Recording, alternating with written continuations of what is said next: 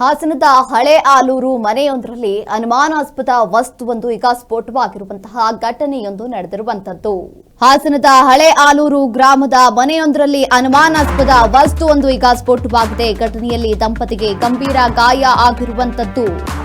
ಇಬ್ಬರು ಮಕ್ಕಳು ಪ್ರಾಣಾಪಾಯದಿಂದ ಚೂರರಲ್ಲೇ ಪಾರಾಗಿರುವಂತದ್ದು. ಹಾಸನದ ಹಳೆ ಆಲೂರು ಗ್ರಾಮದಲ್ಲಿ ಈ ಒಂದು ಭೀಕರ ಘಟನೆ ಸಂಭವಿಸಿರುವಂತದ್ದು.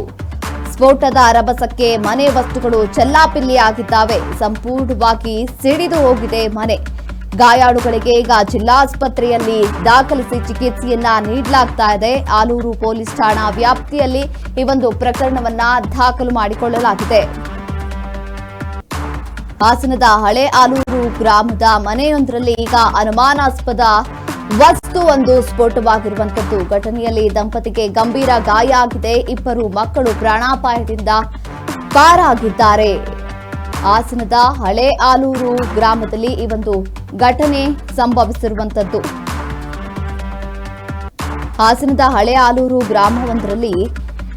ಗ್ರಾಮವೊಂದರ ಮನೆಯೊಳಗೆ ಅನುಮಾನಾಸ್ಪದ ವಸ್ತುವೊಂದು ಈಗ ಸ್ಫೋಟವಾಗಿರುವಂತದ್ದು.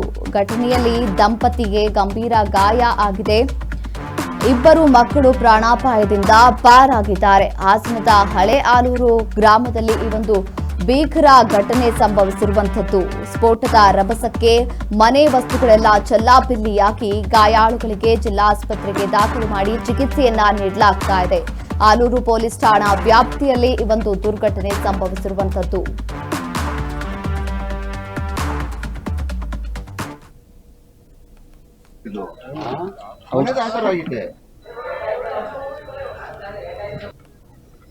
ಹೊರಗಡೆ ಬ್ಲಾಸ್ಟ್ ಆಗಿರೋದು ಇದು.